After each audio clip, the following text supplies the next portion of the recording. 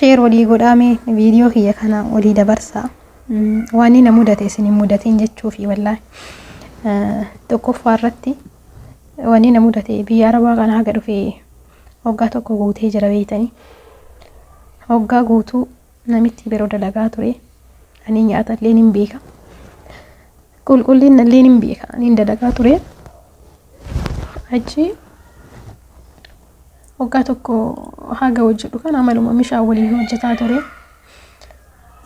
Booda kaleessa keessummaa qabanii keessummaa sanillee ofirraa gaggeessee nyaatas godhee manas sirreessee.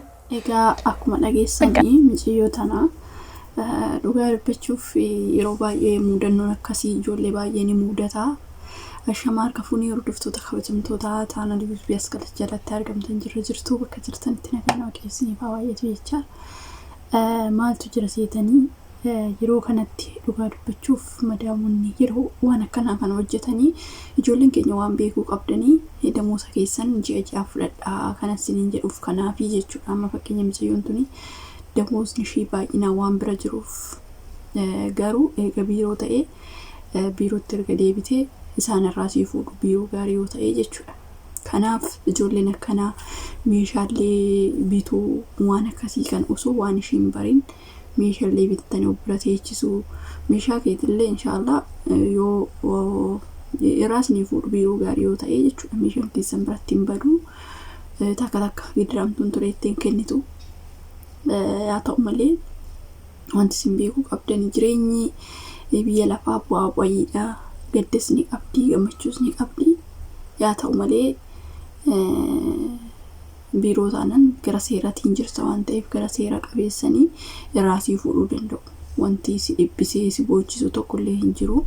Manni namaa manuma namaati ammas immoo manuma namaa seentaa tarii yaa'u mana baranii ba'uu yookiin osoo intini tokko malee nama baasunis baay'ee namatti dhaga'ama.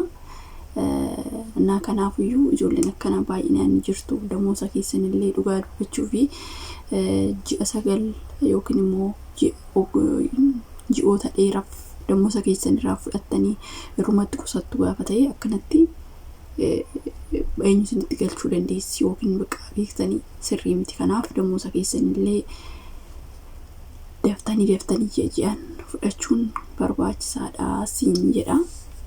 Maaliif isaan akkanuma nama godhu ijoollee baay'eedha.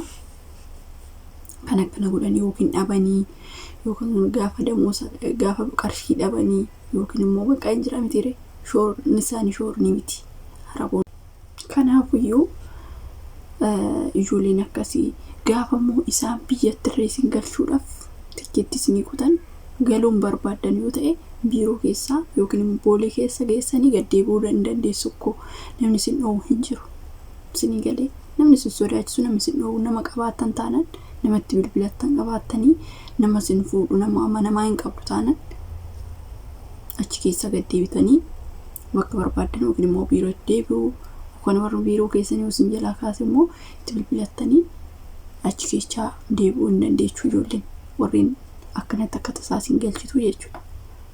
Yoo taasii tarii waan ta'e isaan silaan danda'amanii beektee wanta nama eenyu wayiitu jira isaan tarii yoo gara biyyaa galchiteen yoo ta'e malee namni ijoollee nama wilxiidha beektanii homtuu tolee akka ishiin deemi jettetti akka horii namni jedhee ishiidhaaf deemu hin jiru gad deebitee bakka barbaadde galuu dandeessa yookiin immoo namoonni achi keessanii jiru jechuudha. Namoonni achi keessa hin jiru. Achi keessa eenyu jechuu dandeessu. Naa akkasiin jedha obboloota koo akkasittillee ijoolleen baay'een tuuftaadhaan kan ba'aniitu jira kan ba'anii hojii seenatu jira. Kanaaf kun waan nama dhibbisu miti jechuudha. Isin galee waan akkasiitii waan nama yaaddechuu waan nama dhibbisu miti isin jedha. So ijoollee baay'eetu jira beektanii kan akkanaa irratti ijoollee hedduu kan osoo ilifoormiidhaan na deebistee kan biyya galchituu yoo hin jiraa jechuudha akkasitti dhugaa dubbachuuf. Akkasitti ilifoormii uffata ittiin hojjettuun kan galchitetu jira.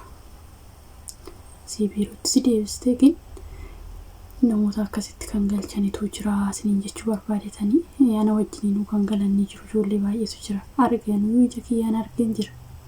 Isinii galee garummaan akkanaatu ana akkanaa tana inama namanii beektanii dhugaa dubbachuuf.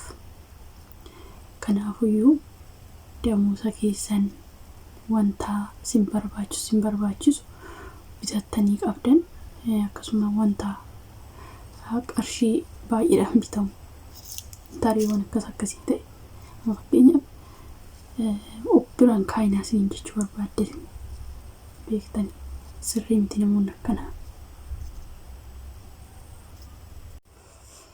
Anna akkasiniin jedha obboloota koo ijoolleen akkanaa ni jirtu. Isheen nama baay'ee namoota muraasa amala akkanaa qabu miti. Araboota hundata amala akkanaa qaba. Beektanii danda'uudha. Maal godhu? Dhugaa dubbachuuf ijoolleen keenya waanuma xiqqoodhaaf aartanii boochanii ilaalaa dhugaa dubbachuuf ijoollee tokko akkatti sammuu isaanii dhabaa jiran.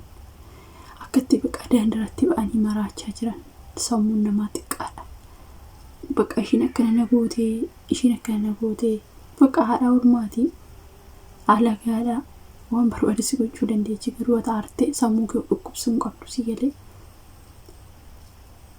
Sammuu kee dhukkubsuu hin qabdu ati. Jechumattuu yoo taanan jechuudha. Dhugaa dubbachuuf. Kanaafuu waan akkanaaf muudannoon akkanaaf nuus hin mudate wanni hundumtu gaarummaa fi jettanii miidiyaattis imantanii boochanii maal taatanii wanti oomaa fidi tokko hin jiru. Garuu ijoollee namoonni bira of eeggannoo godhaa jecha jedhu yookaan tariirraa barachuu danda'u yookiin immoo waan ta'e argitee ta'uu danda'a yookiin waan ati hojjettee ilaaltee itti naaftee ta'uu danda'a. Moo baay'eedha jechuudha. Kanaafuu waan akkasiitti isiniin jedha ijoollee baay'een biiroo isaa gara biyyaatittuu kan galan baay'eetu jira. Ilifoormiidhaan.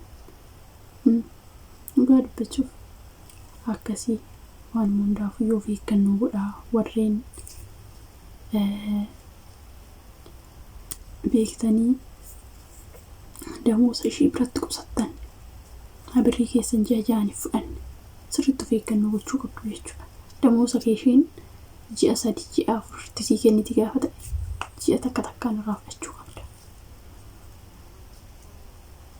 Sii galee ji'a takkaan maaliif akkanatti kennu laal baastee hin beekuu siin jechuu dandeessi. Waggaa tokko si hojjisiifatte alatti si gatuu dandeessi. Ijoollee baay'ee Dubaay kana keessatti dhugaa dubbachuuf namoonni akka sammuu ta'antu jira. Baqa waggaa hojjisiifatanii ijoollee keessatti waraqaa hin qabne kan itti taphatanii. Kanaaf shawwadaminaa isiniin jechuu barbaadetan Damosaa keessan irratti abadan itti laafina. Damosaa keessan ji'aan abbaa fi ta'ee maal ta'ee hojii kee bichaa sirriitti bakka kennii fi isaan booda Damosaa kee akkasii ijoollee baay'een mudannoo akkanaa kana warreen qabdanii isiniin jechuu barbaadetanii soo ammas taanan sirriitti of eeggannoo godhaa. Boochee maal jettee sammuu kee of dhiphisuu malee ofitti gadditee baqa. Kanaafuu sirriitti of eeggannoo godhaa isiniin jechuu barbaadetanii soo ijoolleen addisiin illee Damosaa keessan ji'aan ji'a takkaan irraa fudhadhaa barsiisaa akkasitti jalqabumaa jechuudha. Inni akkasiniin jedhaa turtii gaarii qabaadhaa. Nagaan naa turaa viidiyoo biraatti akka walitti deebinutti.